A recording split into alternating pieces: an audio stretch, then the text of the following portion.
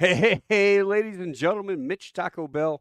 Listen, it's Tuesday night. This is live, and with all live things, sometimes the greatest events go awry. Um, Ron, my good friend, is attempting to come in. I actually see him down here in the comment in the green area, green room. We'll see if we can't get him. And until I can get some video with him, I'll just kind of string it out a little bit.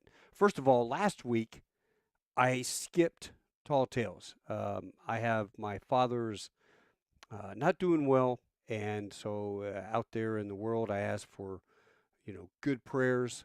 Take care of my dad. Um, Almost didn't do it tonight, but last minute I got home from the hospital and I decided, you know what, I think I'm going to try this. And so last week, though, I do want to point out that if you have not seen Pete, they call him Repeat, Pete Harmon and Fig Newton. If you have not seen their podcast, so there I was, it's in the links on the bottom of my page. I love those guys. They asked me to join them for, gosh, man, almost 2 hours. And normally when I'm doing a podcast, I'm not talking to the camera and just sit there, shoot the bull off the top of my head. I'm interviewing somebody or talking to them, something that interests me. But I hate to say, this time I sat there and spewed madness at the camera for almost 2 hours. Overran those guys. I feel so bad. Repeat, Fig, if you're listening, I apologize for dominating the entire conversation. It was a blast, needless to say. So until next time, you guys go check out. So there I was. They are on YouTube. They've got some great past broadcasts that I think you really enjoy. And I see Ron trying. Let's see if I can add him in here and see how he sounds. Ron? Hey, what's up, my brother? How you doing? Doing good. What happened to your video? Trying to get it together here. Trying to do driving and talking to you at the same time as we had Well, talked. I tell you what, when you get settled, come back in because you've got to get your microphone closer. I wish you had a headset. Um, I do you'll have not to have get your a. phone. You'll How do have you to hear get me your. now? Go ahead. 3, 2, 1. Try it again. One, two, three, three, two, one. Uh, a lot of background noise. Brett, Bruce, you guys are on listening. How's it sound on your end? Go ahead, Ron. Give a little speech. Mic. Tell Yeah, me mic check. where you are. Yeah, mic check. Yeah, right now I'm picking up my. I'm running an errand right now. Picking up my son from football practice. Well, that explains. We had a little bit of delay there. I pushed the show back, thinking that that was going to give you enough time to go grab your boy. Um, Well, let's do I this. Let me grab him, and then we can talk. Will that work? Okay, yeah, that'll be fine. Hey, you Give have me a him few minutes. drive. Yeah, you have him drive, and you can talk on the phone. That might work. That'd be the plan. All right. Oh All right, yeah, brother. not bad. I'll see you in a minute. All right, later. All right. You know what, guys? I'm going to do something different. I'm going to do something totally off the wall. Yeah, good audio, no video. If I get him back, this is going to be good. I am actually putting the link out there right now. If you guys are out there listening and you want to join and shoot the shit with me, come in the green room, click on that link right there. Accept the video, accept the audio. I'm going to bring you in. We'll shoot the bull. I know Freddie Joe Farnsworth is always good for a podcast or two. My favorite Marine. Here we go. His uniform's right back there, standing back there. Of course, I got the stormtrooper guy protecting as well. But you know, it's just kind of fun. Um, Sitting there shooting the bull. I was talking with one of the nurses about traveling.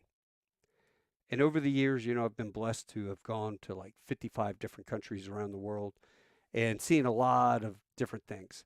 And she is equally accomplished. She's done all sorts of um, mission work and things around the world.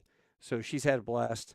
And oh, by the way, yeah, love the shirt, Just a Hummer, because we started a company called Just a Hummer LLC because that's what every guy wants is just a Hummer. And I bought 6 of them. Well, actually 3, and my partners bought 3. And so we're going to fix them up. We're going to use them in some TV shows, advertising, different things like that. Just have a blast. I hate to say that I'm getting too old for my armor. When you start playing around with armor, usually it takes 2 people to do anything on an armored scout car. And I've gotten to the point that, working on a ferret like this, there's Bob Patterson Medal of Honor recipient up there. Working on a ferret is sometimes just too tough. But, when you're working on a little Mutt 151, that thing's easy to work on. A Hummer, even better. You can pull all sorts of pieces off, plus it's plug and play. You can have a blast with a Hummer. This one, this was recently down at the convention center in Fort Worth, and so this is mine right now. There's my daughter. We're gonna paint this thing here in about a week, and then once we have it painted, I'm gonna eventually put a turret on the top with I think a 20 millimeter cannon and a 50 cal, all automated so that you can actually sit there and spin the stuff around and do all the fun stuff. So that is your standard Hummer from, say, Iraq. And what we're going to have is just more fun. So if you're interested in Humvees, come follow us. We're going to have a little fun with it and take them around, do different shows and things like that. So there you go. I just got the shirts. Michael had made them up, my partner, the guy that does the intro for the show and everything like that. So it's going to be a blast. And there is no link. Did the link not come through? Try that again. How about that now? Freddie Joe. Should be a link in the comments there.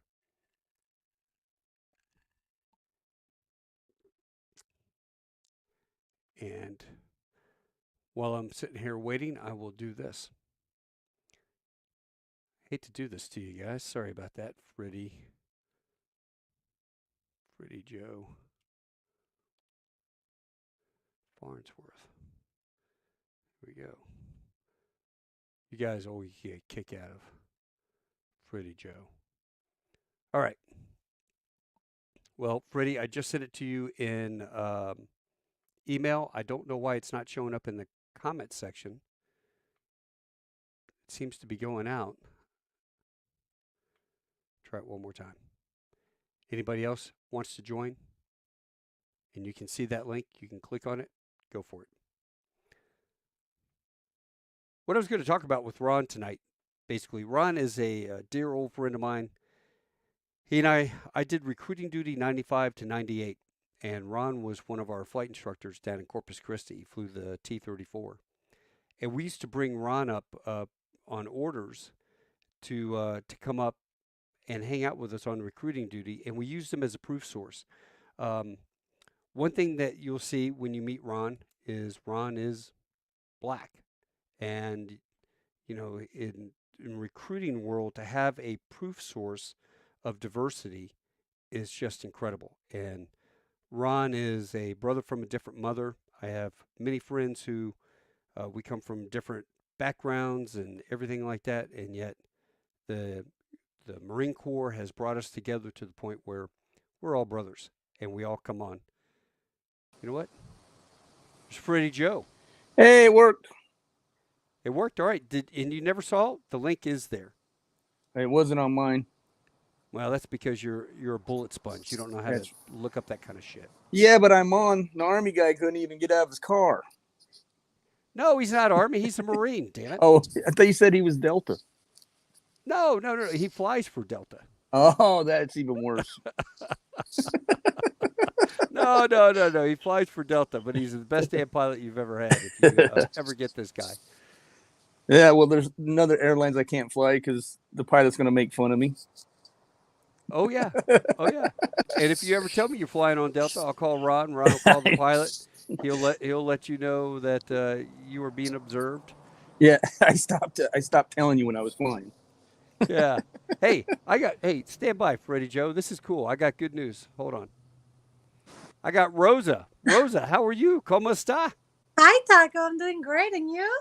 I'm doing well. Hey, Rosa, I want you to meet Freddie Joe. Hi, Rosa. Hey, Freddie. Now, I want you to. Rosa is a flight attendant for American, and we flew together. 6 months ago, 8 months ago. Actually, almost a year ago. Was it a year ago? So we were down Yeah. in San Jose, Costa Rica, Yeah, good memory. and and normally when you pilots and flight attendants we go out, you're tired. You don't go together do anything. Um, and that night I had a new captain, I believe. I think I had a new captain, and I just said, "Hey, man, you did a great job. Want to buy you a beer?" And then we're standing in the flight attendants who normally are slam clickers and go, "Yeah, thanks. I'm going to the room." I go, "Hey, I'm buying beer. Anybody wants a beer? Come on down." And of course, free beer. And the flight attendants are like, "Yeah." And I had all of them down there, including Rosa. Well, Rosa is from Cuba, and she has an amazing story of escaping Cuba and getting over to the U.S. But she also wanted to work in dispatch, to be a dispatcher. And as an airline pilot, you have the dispatch people coordinate with the pilots, and we look at the fuel load and the weather and just all the things involved in getting the aircraft from point A to point B that the average person never, never in their lives would ever know about a person like Rosa. So it turns out that one of my good friends, Mike, is a dispatcher for American. He was a C-130 navigator in the Marines with me. And I called him up and I said, I've got a super sharp person that is interested in being a dispatcher. Would you mind talking to her? And he's like, for any friend of yours? Good to go. And Rosa took him up. He said, "Hey, why don't you come by dispatch and we'll show you what's going on." She's like, "Yeah, man." She lives close, so she jumped on in the car, went over to dispatch, hung out, and I think your 30-minute tour turned into like all day, didn't it? Yeah, and then I started going on my days off for months. What I did my training, and then months after that, just to learn more about the job, and what it entailed. Because I had no idea until I had no idea the job that the dispatchers did and how important it Yeah. is and how much is involved in it. And then the more I saw it, just the more I loved it. So I'm very grateful to you for Well, putting me in touch with him.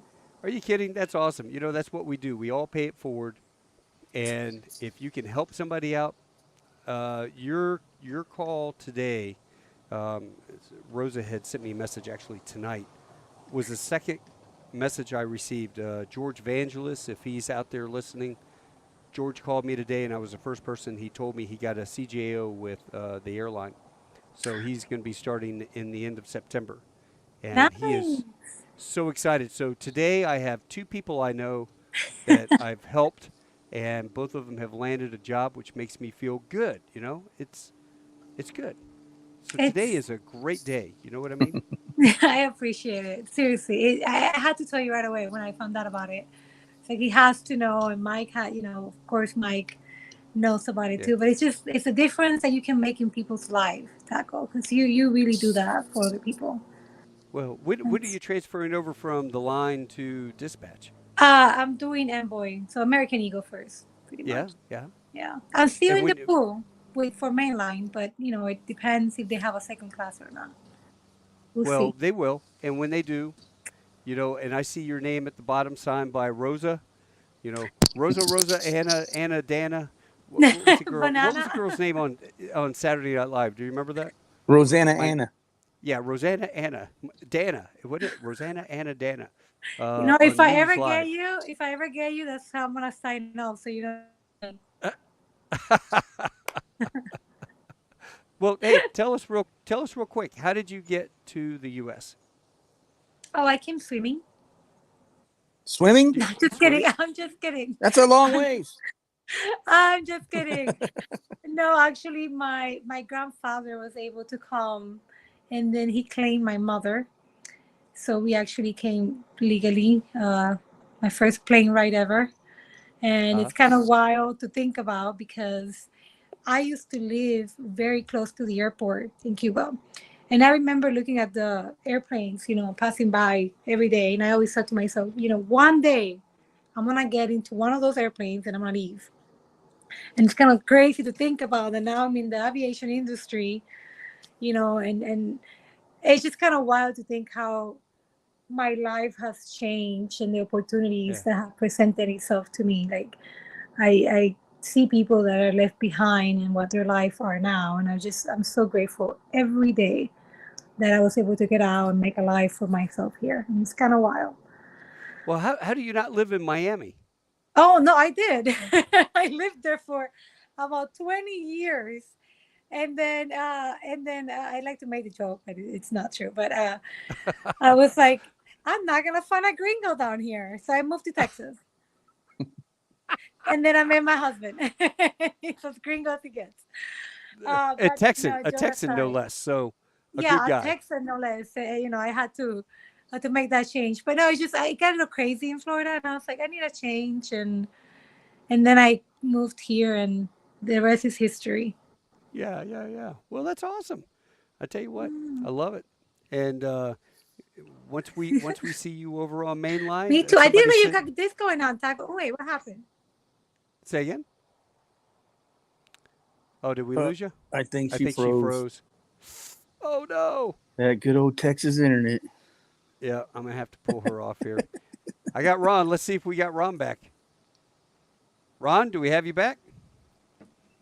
Yeah, I'm still driving. My son's saying, say hello to your uncle, Uncle Mitch. Oh, hey, Uncle Mitch, how you doing?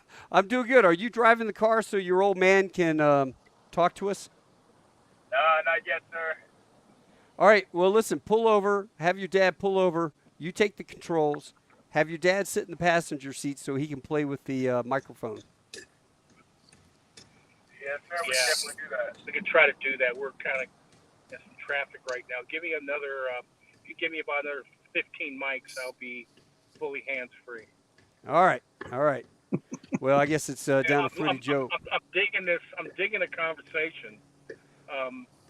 Again, I mean, if you want to share some stories about some laughs we had, because we did a lot together, so it'd be an honor to get some good laughs out of this. Well, if you're just sitting there talking on the phone, we don't have to have the video, but I do want video later. Freddie Joe, sure. you can't see Freddie Joe right now, but Freddie Joe, another Marine on the line. He's a bullet sponge. I mean, certifiable, and you've seen him on TV. Couple Band of Brothers in the Pacific and Saving Private Ryan. Were you in that as well? No. You just help. Say again? Wow. Yeah, no. So there's lots of cool stuff that Freddie Joe has done over the years. He has some really neat stories, being the Marine in Hollywood. So the writer strike probably has you guys shut down right now, doesn't it? Oh, the actor strike has us shut down more than the writer strike. Oh, actor and writer. Okay. Yeah, right. Yeah, right. That's right. The writer strike mainly affects like TV shows and like the late night shows. That it mainly affects that. But Screen Actors Guild, we've been on strike for a couple months ourselves. So yeah, I got like 4 jobs that have been pushed. And two of them are in Australia, which really sucks. One of the things I heard about was the whole AI doing the body scans. That's the main on the extras. Is that what it is? Yeah, and you got to understand it. Honestly, they don't really give a shit about that. But the Screen Actors Guild is probably, rough guess, probably 87 to 90% background performers. Yeah. And if you want to stay SAG president and make that $700,000 a year, you got to make them happy. So what they're trying to do is do the full body scan, and then the new contracts came out. They can use that likeness on anything. Oh, wow. And it probably wouldn't have been a problem if they would have came out with, and that's probably what they're going to have to do. I mean, if I was negotiating this thing, it'd be over quick because I don't take any of this shit. But uh, I like if they wanted to scan my body and use it in 100 shows every day, I'd be like, okay, how much am I going to get paid? Now, if they okay, we're like going to residuals. yeah, kind of, so you go in. I don't know what background performers make. Just say it's $200 for 8, and if they go, okay, we're going to use your likeness anytime it's showed on TV, we're going to pay you $100. I would sign off on that because you'd be sitting at home and making money all the time. But the problem is they're saying, no, we own your likeness if we pay you that one time. And that's where the problem came. So that's where the fight went. The 11% raise, that's never going to go. We'll probably get some percentage of a raise, and then the big thing is the digital media.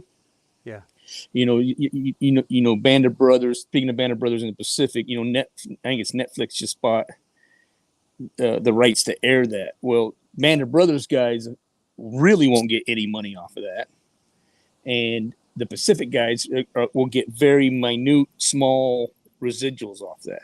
Why would the Band of Brothers be left out? It was before the Global One, so they were under what's called an equity contract, not a SAG contract. It was a few years after. In fact, it was right about the end when I was doing Spy Games. Right about the end, Screen Actors Guild went to what's called the Global One, which no matter where you're at in the world, you're covered by SAG, and you have to do a SAG contract. But before that, when they did Band of Brothers, those guys didn't get residuals. They didn't. That was the big last. Here's a funny story for you. See if I can get sued real quick. What was the guy who played an animal? And he's in all the Adam Sandler movies. Funny guy. You know who I'm talking about? No, I don't. He's in all the Adam Sandler. He's a comedian. Gene or he starred in Animal. Deuce Bigelow. American Gigolo. And his nickname was Animal? No, he was a star of the movie Animal. I didn't see that. And everybody thinks he's kind of a goof, but the last time they had a huge meeting and all the Band of Brothers actors were there, and they had a ton of actors. The last strike we had this when we were doing Pacific, and he was sitting in front of all the Band of, the big guys and Cutlets and Frank John Hughes and all those guys. And Tom Hanks came up and said, we need to, Mr. Hanks is a big movie producer. That's where he makes most of his money. Well, he got up and told all the actors, oh, you need to stop complaining. You need to go back to work. You need to sign this deal. And he stood up in front of everybody and said, you don't have a right. And he said, all these guys right here, they're Band of Brothers guys. You made billions off that show and they didn't get paid nothing. You give up your right to tell us what we should and should not do. And everybody went, holy shit. This guy went off on Tom Hanks, and I guess Tom turned Rob Schneider. That's it, Rob Schneider. Brett, thank you. Yeah. Rob Schneider. Yep. Damn. Yeah. So he put. Yeah, he said Tom Hanks in his place. Huh? You're speaking as a producer, and you screwed all the Band of Brothers guys over. Well, eventually HBO paid a little bit of a royalty off of it, but it was. I mean, if those guys were on a SAG deal, they would have made a truckload of money, a lot more money than they did. Really? And so when you did that, were you SAG or were you this W World? No, my contract was Equity is the UK. That's their union. And they don't do a residuals. They do what's called a royalty, which is like however many days you worked, and then like 6-7 years later you get so many pounds for however many days you work, but it maxes out. So all the guys were maxed out that worked on it for 10 months. Mm-hmm. And so all those guys were maxed out, so they only got if it would have been a residual, they would have got 100,000, and then they're going to get like 40,000. Wow. So, and then there was another thing about the streaming services. And that's what it's about is the streaming services. Okay. Because our residuals break down. Say I do NCIS LA, I do a day of stunts on it. I make my paycheck, and let's just throw it. Say I make $2,000 for the day. Well, when that airs, I don't get paid. That's what I got paid for when it comes out. But then, since it's on so many channels and they're always replaying, the first time it re-airs on channel, I get basically what I made that day. because they're giving me the rights. They're paying me again for the rights of my body or whatever, usually somebody else's body because I'm doing a stunt for somebody, but Right. they're repaying you. And then it goes down a percentage. Then it goes to 80%, 60%, 40%. And then I think it levels off forever at like 4.5%. But what happens with the digital is they pay HBO. Let's just say they pay HBO or whoever owns the rights to it. Now, who knows, they're all over the place, but they pay them $200 million. And they say, okay, so then they come through and they give 3% of that gets broken down. I believe it's 3. I can't give you the exact number, but it's like 3% of that. So that $6 million gets broken down to all the actors, everything in real life. So that gets broken down to all of them, and they get that payment, right? And then they don't see anything else for it's like a year and a half. And then they get another year if they re-sign it, another payment, whatever that re-signment is. And it's not going to be what the original was. Because they've already got, their streamers that came on it from it. So then they signed for another year, say for 25 million. So 3% of that 25 million then gets broken up between all the performers. So if you look at Band of Brothers, there's like 400 actors on that show. Right. If you look at all the episodes and everything, that money ain't going very far. Wow. But so it's not like you're sitting at home living off residuals. Exactly. So every time, cable's always been crap anyway, but every time NCIS LA comes on or a movie I did, say any movie I acted in or did stunts on comes on normal TV, I get residuals every time that comes on. So every time, the percentage changes depending on how many times it's aired, so on, but it usually averages out. By the end, you're getting 4.5%. So I'll sit around and I'll get 20 residuals in a day, and someone will be $1, someone will be $1,800, someone will be $3,000, but it all depends. And what they're doing is buying my likeness. Yeah. Basically they're buying Freddie Joe. And like stunts, everybody wants to know why stunt performers get adjustments. Is I can't work all the time. Well, I can, but they're paying me for my pain. If I do a lot of stunts I may not be able to work for a couple of days after I do them. Yeah. So I get that adjusted pay for my pain. So the more pain, it's like flight pay.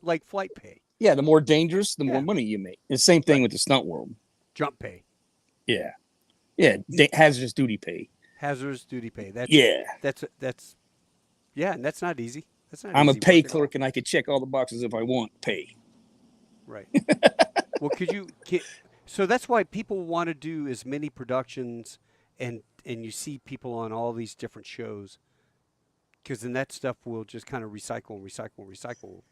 Well, if this is your employment is, of course, you want to continue to be. Sorry, somebody just sent me a text. You want to work as much as you can, and studios, like when you get to the acting stuff, you're only getting high. But the big boys that you see on every other shows, they go from doing Castle to being in The Rookie, the same lead guy, is because he's marketable. He already has an audience that's going to transfer from that show to the other show. Right. All the mid-range actors, they're trying to work because you'll go in on a TV show and you might see me for 10 minutes in the thing, but I only work 2 days on the whole show. So I get paid for whatever my my agent got me for those 2 days. Yeah. And then you might not be working again. So you're going from audition to audition and you're hustling. And once you kind of get a face and you get a little high score, then that's why you start seeing all the same actors around doing all the different shows and stuff. That makes sense. And same thing with feature films.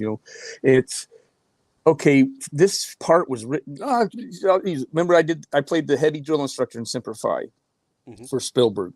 When I originally was casted, they called me DreamWorks and said, "Man, this part was written for you. You were definitely the heavy drill instructor." We were surprised when it came up. It was like we were watching all the videos we got sent from the drill field. But we're looking for a more sellable name for the pilot. Even though they were like, "You were the best audition. You were the greatest." Right. Fortunately, Spielberg seen me wearing out all the actors on Band of Brothers the first day. Sorry, my dogs are barking at the. Get! some bitches. Anyway, he seen me the first day of boot camp with Band of Brothers and said, "Oh shit, he is that guy." And they ended up casting me for it anyway. But originally from the studio, they were like, he's not as marketable as we could get this other guy that's been in, on a soap opera or whatever. Right. Ah, that's crazy. Well, and it's like any other job. It's relationships. It's who you know, and Oh yeah, who recommends you, and will overcome this and put in a no name and get this done. yeah. And I know a lot of shitty actors that work all the time. Yeah. They're absolutely horrible. They never get better. They're shitty. There's so many of them. Like, God, how's this guy getting this? It's just about who he knows. He's been in the business. His agent's friend with the casting director. Or somebody's friends with the this and that. That's why the more people you meet, that's another reason why you want to do all the shows. The more people you meet, the more people that know you. That's how I got World War Z. I was over in England working on. I forget. By that time, I just finished Captain America, and I just finished Hugo, and then I was working on Dark Shadow. Just started Dark Shadow, and somebody called me because somebody was on World War Z when they had they were going to do the whole friggin' World War Z without a military advisor, apparently, and they didn't. I guess apparently didn't realize that Brad Pitt starts asking questions very quickly, and he wants to know the real answer. But then somebody goes, "Hey, there's this guy that worked with the armor." Said, "Hey, the guy who did Spy Games with him is here in town." So they called me and brought me in, and I got World War Z. It's like, because if I wouldn't have knew the armor, he was the guy who did Band of Brothers. Yeah. and the Pacific. And Spy Games and a bunch of movies I've worked with. But yeah, it's who you know. A lot of it is who you know. Oh, that's right. What was the deal? They wanted to throw refugees off the aircraft carrier. Oh yeah, they wanted to throw all the civilians off because we didn't have enough food. Yeah. Yeah. Like the military's going to kill everybody. Oh, I blew a gasket. Hey, we keep them around, throw them in the freezer. At least we got something to eat later. Take them to an island and drop them off. You know what I mean? Yeah, but the zombies can walk underwater. Remember? They could, but in the original, they had a scene where they were going into the ocean, and there was a Korean ship going by, and all these zombies were under the water, starting to build that zombie bridge to get up to the ship. And you know what? The book was. I love the book much better than the movie. I mean, usually the book's always better, but there was a scene in the book where a Chinese nuclear submarine was sitting on the bottom of the ocean, and all of a sudden they start overheating because the water coolant's not going through, and they come to find out that the zombies walking on the bottom of the ocean and climbed up on the submarine and clogged it. They were clogging up the damn drain, or maybe not the drain, but the recycling the water heat exchanger. Right. And the nuke started to overload, so they had a blow the tank's surface and kill a bunch of zombies on there. Yeah. There's all kinds of cool things. Another one was, if you notice, they're out in the Atlantic Ocean, and Harry S. Truman was the aircraft carrier, and it was anchored. Right. And I tried to explain to them that there's not enough anchor in the world to drop an anchor in the middle of the Atlantic Ocean. They don't carry 30,000 feet of anchor. Yeah, not with a 24,000-pound anchor exactly attached to it already. Well, right. The reasoning in the pre-production for being anchored was they were out of fuel. It's a nuclear submarine. They don't run out of fuel. I had a book that thick full of all the nomenclature, and I turned it to Truman. I turned it around, and it had range, and it said indefinite. No, it just said indefinite or infinity or something. I said, read what that says. And these are like, you're arguing with them, like, yeah, well, what does that mean? I said, it's nuclear, stupid. They don't run out of fuel. And then they'll run out of fuel. I mean, they'll run out of food and water. But but I also had to explain to them that we have decades of stuff stored to keep our military running 100% if we have a national disaster, a huge national disaster. That's why when you go to Desert Storm, you're eating MREs and opening ammo boxes from the 70s and 80s. You're like, what the fuck is this shit from? And then because all that shit is stored in all those bunkers you see up there with all that ammo stored. They have MPS ships. There's 7 of them always, filled full of shit. Around. Hey, Jacqueline said, I effing love Spy Games, Barcelona. Well, that's just because she see me in it. Yeah, she likes you. She's I only think human. she has a girl crush. Oh, she's Yeah, beautiful. It's cool. yeah. Hey, did you? I tried to go on to vote for her scariest movie deal thing, and for whatever reason, I couldn't figure out how to friggin' vote. Yeah, I So, was having a hard time too. Jacqueline, you got to make it simpler next time. Vote for me. This is the link, and here's the picture. I couldn't figure it out. I played with that for like 10 minutes, but then again, yeah, it's kind of stupid sometimes. That's how I got my first kid. Old guys. Yeah, she's like old guys. Uh, hey, so what about? Oh, there's Face of Horror. All right, so she put it up there. We'll play with that. I promise you. Um, so what else? What else is going on out there? You guys got a shit ton of rain, so It's weed heaven. yeah, This not drought desert anymore. decided to grow. Like I usually put this weed stuff on my property, and I'm good for 6 to 8 months. But we keep just like having downpours, and the weeds come back. I gotta go out and spray everything again and tear it all up. It's just a Right? nightmare. But it's been all right. I mean, it had a little heat, and it's supposed to be in the 70s this weekend, so that's kind of nice. Oh, Kind of that'll like be nice. Texas, you know, we've been close to the hundreds and hundreds. But supposedly it's going to be like 79 on Saturday or Sunday. Yeah, So we've I'm, been doing over 105. This is the first week we're below 105. yeah, Just my amazing. Gunny Whitfield, you know, my best friend down in New Brunswick, they're on their 87th day of triple digits. When I Yeah. talked to him, you know, because he's a Raiders fan, so we watched the game together. So, and we always know one of us is going to be pissed off when it's over. And because I'm a Broncos fan and he's a Raiders fan. And he was telling me, yeah, but it's triple digits. It was 87th day or something on Sunday. But he said it was supposed to get cooler this week. Yeah, we had some rain, so Jake and I were working on the Hummers.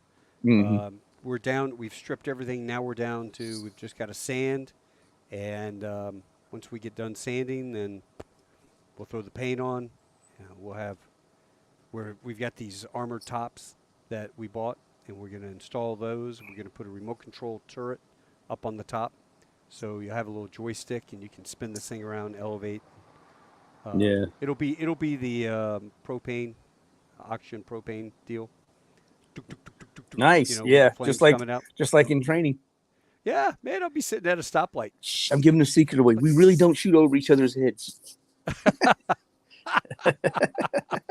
Oh, really? Oh, man. That's why I What? laugh about. That's why I laugh about Jarhead. I'm like, oh man, talk about a whole chain of command getting fired and relieved. Firing Shooting live over, rounds? shooting live rounds, and somebody, you know, on Jarhead got his head shot off. It's like, yeah, that would go over real well.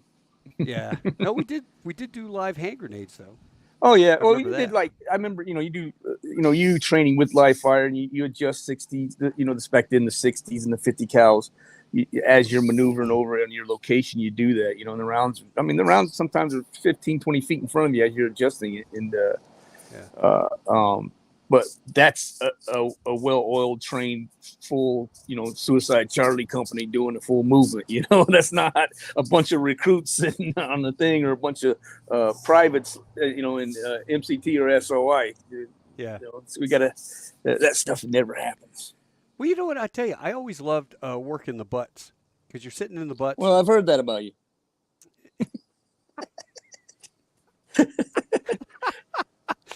You got a sexy butt, man. I like working the butts. The butts were fun Yeah. because when you're sitting down there, if you guys don't know, we call it the butts. Not because you smoke a bunch of cigarettes, but everyone does. You're down there at the end of the rifle range, and Pulling when targets. the rounds pulling targets, and you spot the target. So as they shoot, they get done with that round. You drop the target.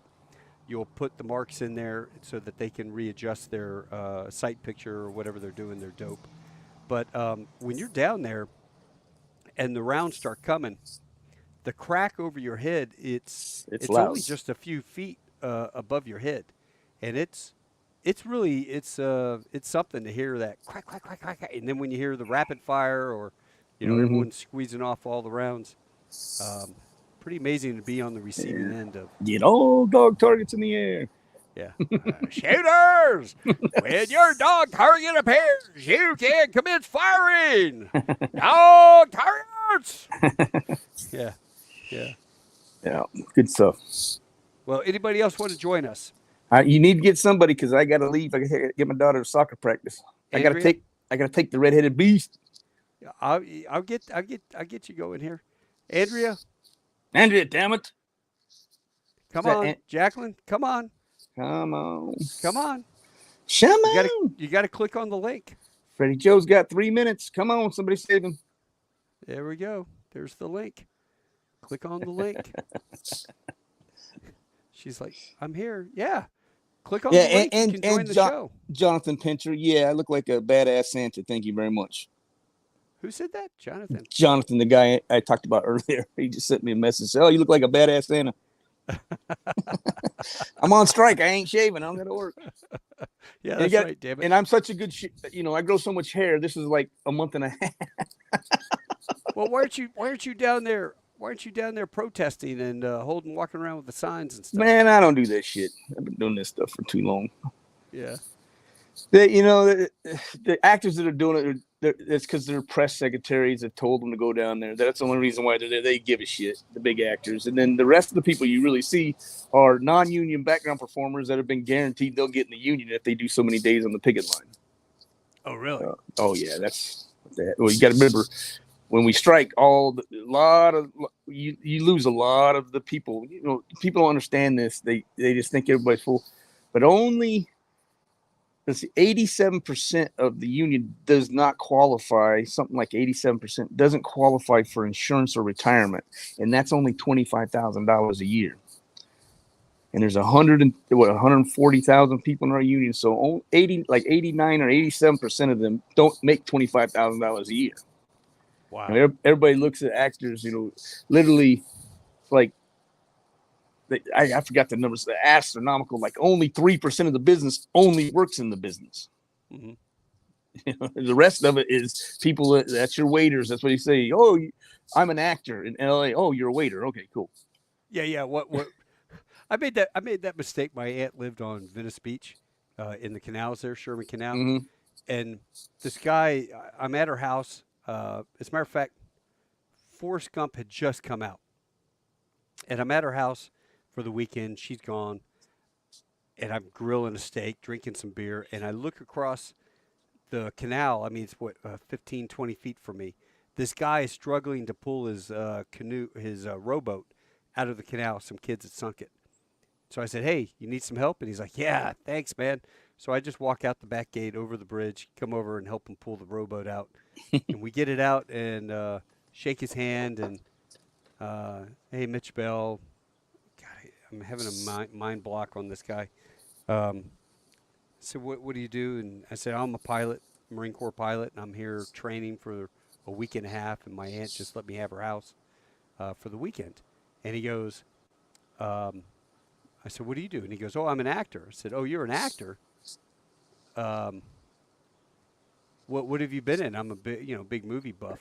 And he says, oh, I was in Young Guns, and I'm like, oh, I watched Young Guns. I don't remember you. What part were you in Young Guns? He goes, oh, I was a traitor, and Emilio Estevez shot me in the head. I fell in the river and floated down. I'm like, I remember that part. I remember you now. Okay. And then he goes, I just got my big break. I was in Forrest Gump, this movie called Forrest Gump. Forrest Gump? Yeah. And I said, what part were you in Forrest Gump? And he goes, well, I played, it's kind of a weird movie. It's hard to explain, but I played the boyfriend of Tom Hanks' girl that he loves. And we get into a fight in a Black Panthers meeting. And I'm like, oh, shit. Oh, yeah. And he had a Bubba Gump shrimp hat on. And the movie had just come out. I hadn't seen it yet. And then he goes, but because of that, I just got into Apollo 13. So that was kind of cool. Hey, there's Jacqueline. How are you? You got dirty hair, no makeup. I just got done riding my horse. I did the same. Oh, yeah, but your makeup always looks so good when you do it. You do look like a sexy Santa Claus. Was it me or was it your other friend that was you were looking at the text message? No, he said sexy badass Santa Claus or something. Oh, like no, that. I said sexy Santa. Oh, you did? Yeah. Yeah. No, he said, I think he sent me I don't know. Sent me some text. The weather has been so nice here. This is the first year. It's like, it feels like the first time I rode my horse this year because it's brutal here in Texas.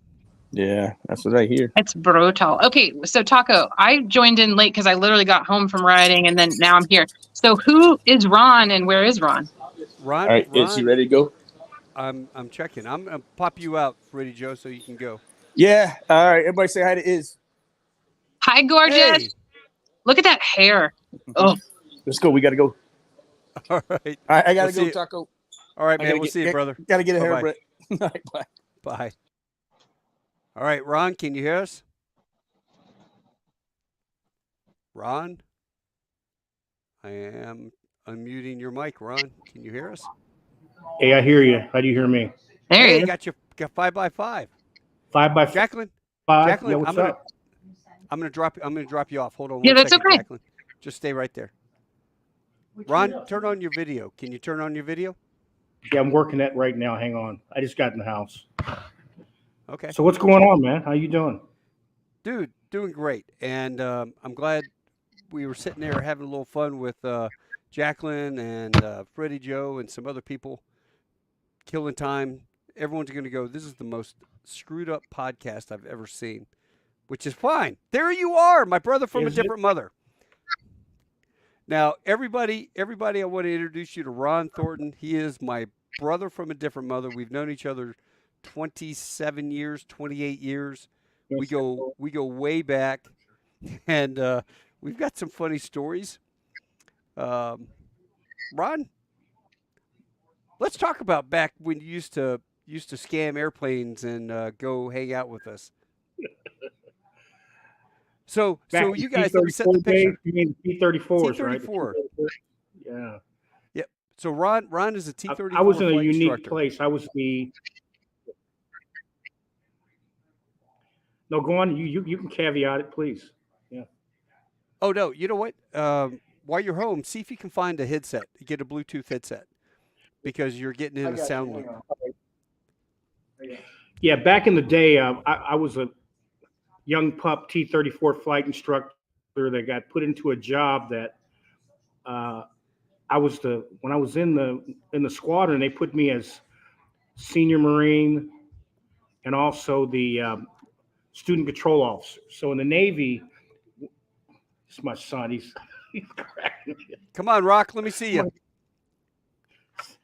Yes, sir. How you doing? Sorry about the appeal right now. Just got into football practice. I'm feeling good. How you been? Tell him where you're going to Naval Academy, right? Yes, sir. I got reinvited to go to the Naval Academy for a more of an official visit. Just checking out the campus, sir. Getting good opportunities. Yes, sir. Now I'll tell you this: if you join the Navy, your dad and I are both gonna kick your ass. You know that, right? Oh yeah. No, I'm going Marine Corps. Yes, sir. He wants to go Marine Yes, Corps. sir. Hoping to get a sweet F-35 one day. Dude, you will. You will. Yes, sir. Hey, just remember, go to Corpus Christi. Go to flight school in Corpus Christi. You don't want to deal with Pensacola. Corpus is where to go. Corpus is the way sir. to go. I agree. All right. Rock. So what happened was back to us, you and I.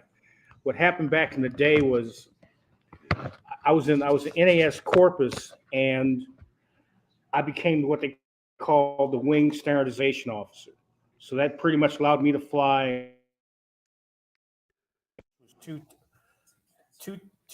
back then it was two T-34 squadrons, and if I remember right, we had two of the. Try your headset. Try your Okay. headset. How do you hear me now? Oh, dude, man, got you great. Thank you. This is crazy. Anyway, so I'm good to go. Yeah, thanks, Rob. So I flew across two T-34 squadrons, and also we flew the T-44s, which were the multi-engine prop aircraft. So it worked out from a situation of being like I'm getting hosed over to being a good deal going to the wing. So, Well, Mitch, what would how happen? did we get together? I mean, I'm trying to think. Oh, you know what? It was Dan White had somehow requested for diversity because Dan was getting hammered up in and what Lansing. people don't realize in Lansing, Michigan. So the place is like 99.9%, average white guys, AWBs we called them, me included, right? So when the Commandant came out, General Krulak, in 95 and said the Marine Corps by the year 2000 will be 12% minority, 12% black, 12% Hispanic, or is it 12% black, 10% Hispanic, and 5% other? It could be female, Indian, or whatever. It was 12, 12, and 5, I think is what it was. And so then the recruiters were just out there on the road constantly trying to find that one guy that we could talk into joining the Marine Corps. And honestly, it was really hard because you have all these other generals besides my general that wanted them. You had General Motors, General Electric, General Dynamics, offering college graduates who happen to be black, hey, do this instead of going after people for patriotism and focusing on, why do you want to join the Marine Corps? It's not for the money, Why do you want to be a Marine? And I think we lost sight of that for a little bit when we were recruiting. But anyway, Ron, that's how we got you up to Lansing. That wasn't our first interaction, was it? Was it Lansing when you and I flew? No, we knew each other before that.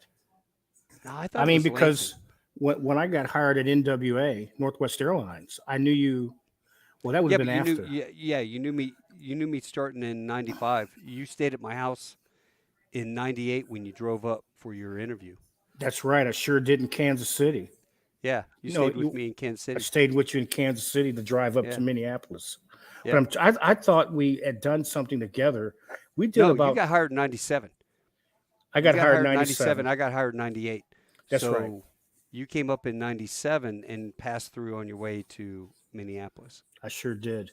But and then we were together in 95, 96 through recruiting duty. And we did multiple. We did multiple things together, and you were outstanding because you kind of got the recruiting effort from the aviation point of view. I thought. Yeah. Well, you tried, man. That's what I got paid the big bucks for. That's exactly it. That flight pay, amazing thing, isn't it? Well, let's go back. I put on there how you were a 46 pilot. So I think you're the first Phrog pilot I've had on the program, my friend. Are you serious? Second, maybe second, but you're hard. I've been trying to get you on for about a year and a half, and are just never. Hey, I'm in Hawaii this week, dude. I'm in wherever, and I'm like, come on, man, let's do it. So we finally got to do it. Oh, it's an honor. I mean, this has been. Me, I'm not too photogenic, nor am I willing to get on the mic here and rap to the beat. But it's just an honor to me. I make that sacrifice for you anytime. Yeah, but you know what? Your wife is over there laughing right now because she goes, "Rod, you big, you big wussy, you big whip." His wife is as beautiful, Crystal Thornton. She was a newscaster for all the young Marines that remember back in the '90s. In Cherry Point, this beautiful gal we get on TV every night named Crystal. Now, what was her maiden name? It was Roberson, but she went by Crystal Thornton because she was married when she was doing that. So okay, so then you snagged the most beautiful woman on TV that we're all watching TV every night, and it's like she's married to a Marine. Yeah, baby, Marines got the best looking wives. Damn it. Yeah, I'm very blessed to have, good looking family, Yeah, you are, man. I'm Rock totally is blessed. Awesome. Crystal's awesome. And I'll tell one quick story about Ron. He's in Kansas City. I lived in Kansas City. I was picking Crystal and Ron up at the airport. And Ron had this little poodle dog, right? This little tiny dog that was a poodle, miniature poodle. And this dog was the coolest friggin' dog. I mean, he'd like shoot, bang, roll over, the whole 9 yards. Very smart. But Ron puts the dog in this carry-on bag, and he sticks it on the X-ray machine. And it goes through the X-ray machine, and he goes, bang, laid still or whatever, and the dog just does this. So the dog's upside down with his paws up. It goes through the X-ray machine, doesn't move a muscle.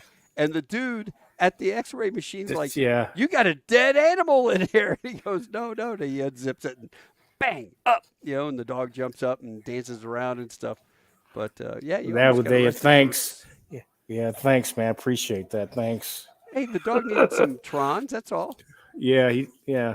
I feel bad about that one. That wasn't too good. Yeah, it wasn't too good.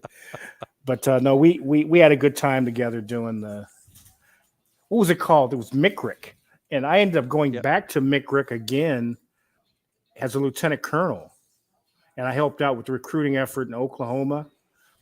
And but I wasn't flying. I was at DIA, Hmm. so I helped out with them with recruiting. They call it source, proof source. You are a proof source. And you know, this is what I've always loved about you too, Ron. I can remember we were sitting there and there were three kids walked up to you, three college kids walked up to you. And the guy's like, "Yo, yo, yo, what's up?" or whatever, "Hey, homie," or something. And you're like, "I ain't your homie. You call me Captain Thornton, United States Marine officer, captain," or something like that. And it just locked the kids up. And then when you dressed them down, all of a sudden they started kind of standing up a little taller, and I don't think they'd ever been addressed that way. And hey, be proper, be a man. And you really always were. You weren't going to allow the pressure of recruiting to interfere with getting the right person for the job. That's what I've Well, always loved about you. the thing about the Marine Corps, as we know, and I tell people this to this day, is the Marine Corps, along with the airlines. I mean, it's a place where you have to you have to meet the standard, Hmm. and that's where the Marine Corps. It's imperative that our services maintain the standards. And I don't want to get into all the politics and all that, but it's imperative that because when you jump on a jet with somebody, that they're going to be in a certain place because you as an instructor know that with your airline, or a check airman, you're trying to build a standard of safety and a person that's going to do the job every time the way your standards permit. And that's the same thing about the Marine Corps. I think the Marine Corps is the first step for us was that process where it taught us I could jump in an airplane with you and feel safe. I wouldn't have to, or my family would feel safe. And that's one of the models we have in our industry is, you know, do I feel safe flying with my family with this guy or gal? No, exactly. That's Would I put my family in the back? exactly. Yeah. And you and I do not fly for this company, but when the CEO says that he is focusing everything on minority recruiting, it makes me cringe in a way because while we need diversity and we need to have that in every system, you still have to have people that want to do it for the right reason. They need a love of in our job, a love of aviation. They need to be skilled. They can't rely on we're looking to fill this round peg in a round hole. You've got to have the qualifications to do it. And I think as long as we adhere to that, we're always going to have a safe airline out there. But when Be, they, yeah. No, but you're right on the mark. You're 100% right that there has to be standards. That's why you have standardization in airlines and also in squadrons when you operate and fly. And yeah, we know that it should be there for safety. And you even have safety departments where it's about being safe and doing things in a safe manner that reduces the possibility of any unnecessary. I mean, it's already hazardous enough as it is, yeah, military and civilian. So it's yeah. just imperative that we have that level of safety, and standardization. So I board a jet with you, and we're working for the same company or whatever we're doing.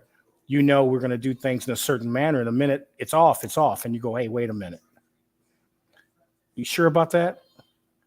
You know, Well, So I'll tell you this: whether you're black, white, female, Indian, from the moon, from Mars, if somebody is interested in a career, Ron and I both highly encourage that you take that kid and mentor them and get them into the right area. My email is on my podcast. If somebody has a kid that is interested in aviation, I talk all the time. Every day I talk to somebody. My wife kind of, rolls her eyes. It's another phone call for Taco about aviation or this or that. And then sometimes I just guide them to the podcast. Hey, go watch this. But we all are willing to help out people. So if you have people that are interested in flying, get them going in the right direction. And let's get the right people in the right pegs in the right holes, and we can. And especially in these times, as you know, you're seeing what's coming through now. We got, I hate talking about the airlines, but you got 1-year captains potentially. I don't want to bring up a sore topic, but you got these 1-year captains, and we need that leadership across the board. I mean, you've seen it. I've seen it. We could see stories about my instances with these junior captains, and it's interesting. It's a different time. When you and I were hired in the late '90s, Yes. we were supposed to be 5 years as an FO, which would, it allows you. It's like an apprentice program. You become a co-pilot, first officer. You learn how the company works. Especially coming from the military, you learn how all this stuff works on the civilian side. And then you roll over to the left seat and you take all the good, bad, or indifferent from the different captains you've flown with, and you build that into your own persona and you lead the crew that way.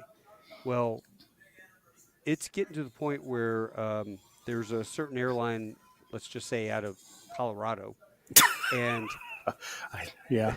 I don't know which one, but one Yeah. out of Colorado, they have issues with senior guys not wanting to upgrade, or No. anybody wanting to upgrade for that matter to captain, because they've got quality of life as a senior FO, and those guys, because they're not doing the upgrade to the shitty bases and the crappy schedule as a captain, they're starting to pull new hires right off probation into the left seat and sending them up. Now, if they were a captain at their previous airline, they're going to do great.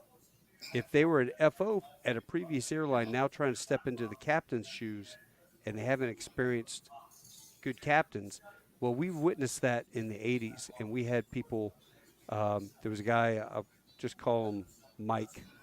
This guy was the worst captain at American at my airline, and this person was a civilian who got hired with the largest airplane he flew was a Navajo, and then all of a sudden he gets in. They go from paper ballots to computers in '84, and he picks up captain in 3 years out of seniority, and he was the worst captain we ever had. Well, there was a whole bunch of them, but I fear that sometimes I see that coming.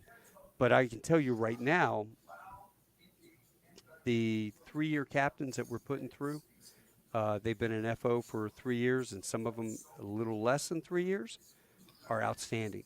I have no issues, no qualms. I sign these guys off. I fly with them all the time as new captains. The sharpest individuals. They're 30 years old. Would I lie if I said I was envious? I'm lying. I'm envious as hell. It was 16 years before we could even upgrade, 20 before I did, and these guys are making it in 3. And you're like, good on you, man. Well, I feel the same way, and COVID kind of brought out some things, and you and I could talk and share about the COVID where we should have purely furloughed guys or gals. That didn't happen. The companies were forced to take the money, what's it called, P-back, or the money that was given to the airlines, millions for the airlines to keep them not from furloughing. So a lot of the guys, we talked earlier about this offline. The issue was with guys like us, we were furloughed. I mean, I got furloughed which was a good thing in my case. I got blessed. I missed it. You got active duty. You ended up going back on active duty and finishing up. Yeah, and I probably honestly would not have done that as we reflect back on 9/11. 9/11 caused that. When we manned up again to go to war. So I was fortunate to be in a position where I could be with a command and take on active orders. So the big joke, like when I got promoted, was I'm a bad example of a good reservist. So because I was always on active duty. So yeah. I'm sorry. Yeah. You know, if you guys could see Ron, if Ron stood up, you barely saw the sun back there. Ron looks like a football player, and there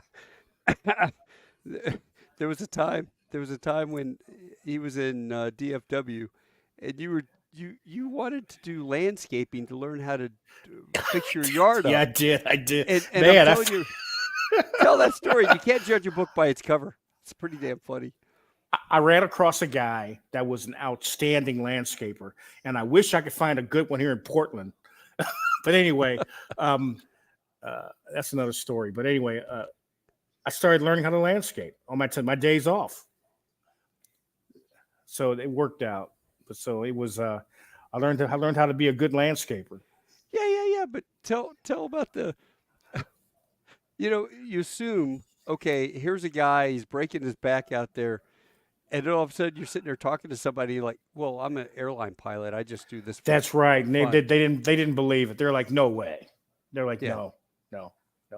No, the other good one was, Russ Shoup, right? Yeah. Russ Shoup and I were at a function, and at the time I would just tell people I just drive buses for a living. And Russ got mad. I mean, Russ, because Dallas back then was about what you were doing, $35,000 millionaires, we called them. So that's what it was about, being these guys dressed all bling, driving fancy cars, made no disrespect about what a person makes, but $35,000 a year, and they're a millionaire, dressed like a millionaire.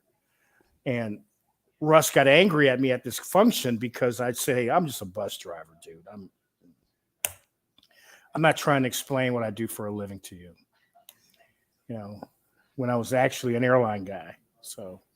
Yeah, what was funny though was you were out running. I think I came over to your house one day, and you were out running. Somebody stopped you and asked for your autograph. They thought you were one of the cowboys. That's right. Yeah, that happened quite a bit because we lived right next to old Valley Ranch. Valley Ranch. We lived in Valley Ranch. So you would be running next to Michael Irving. I mean, I've sat next to him in church. Michael Irving, Sanders, I've sat next to those guys in church. I mean, Rock's Godfather is actually the running back. Darn it, having a brain. What? Emmitt Smith. Emmitt Smith, yeah. Emmitt Smith is his god. Rock just yelled at me in the other room. It's his godfather. That's cool. Yeah, so we got a chance to know a lot of them. But the coolest experience I remember, you remember the old Bug I had, right? Yeah. Do you still have that? No. What happened? I sold it. Long story short, I just wasn't driving it, bro. Yeah. So a buddy of mine at work, I'm sitting there doing the union stuff, and he's like, dude, just do me a favor. If you're not driving it, just put it on Bring a Trailer. It's this website. Yeah. And one thing led to another. After about 6 months, I decided to do it. A guy bought that thing and shipped it to Germany. What? Yes. You couldn't really? believe. Oh, yeah. Went back to Germany. A German guy bought it. What year was that thing? It was a 71.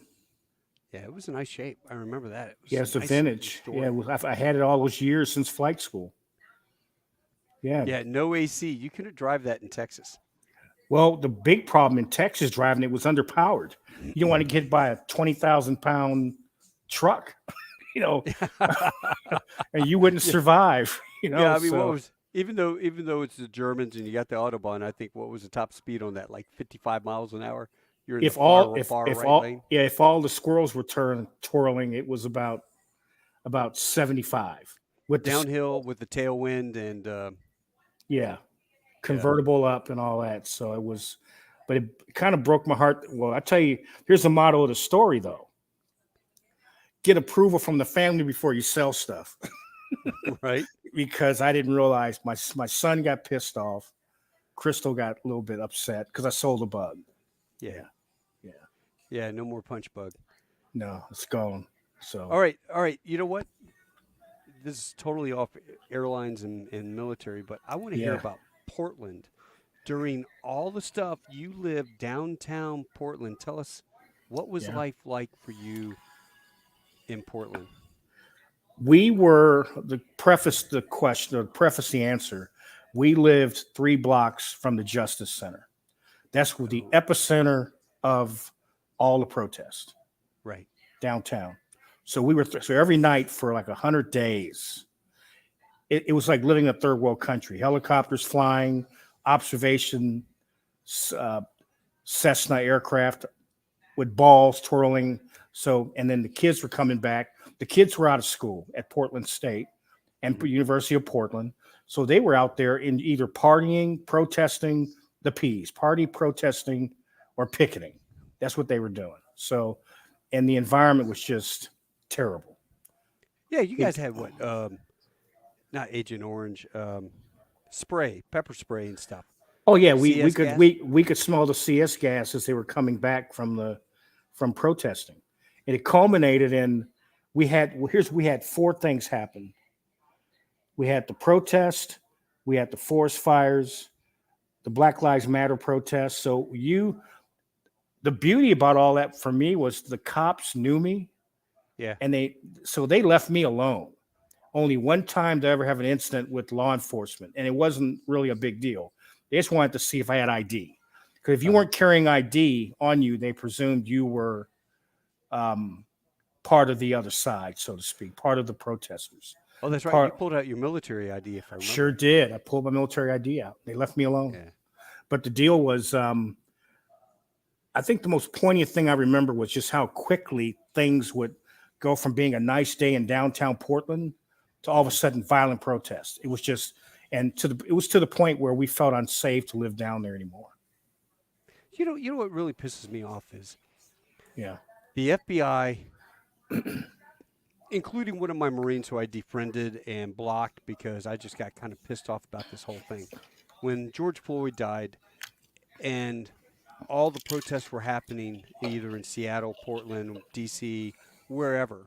Yeah. All the protests were burning down buildings and shooting fireworks. I mean, we're talking heavy duty mortars at the police officers and all the stuff that was going on, right?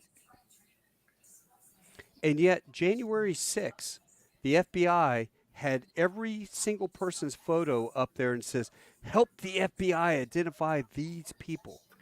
And I just put a slight comment on LinkedIn. I said, because this guy's an FBI SAC agent, and I said, it would be kind of nice if the FBI put as much effort into arresting the Antifa people that did all the damage during the riots as they are the January 6th people. Oh, no, that's totally different. I'm like, how's it different? It's a federal building. They're attacking it, and they're actually doing damage. Did they burn down the Capitol like the Brits in 1814? No. Well, then, all right, I get it. It's bad. But Antifa, if I can interject, if I can interject, Antifa was a very sophisticated combat operation. Bottom line, we talked about that before. Yeah, but they're not a organization, Ron. Come on. No, they're not. But the way they conducted operations was very. Yeah, I know you are. And again, it was a very sophisticated operation. They flew in their lieutenants and their captains to do the coordinating. I mean, you'd see them on the airplanes. Very much, you'd see them on the airplanes. And the big joke was, hope I don't piss off anybody here, but who was leading these people? Blonde-haired, blue-eyed girls in spandex pants. That's who was leading. I mean, trust me. Yeah. I saw it with my own eyes.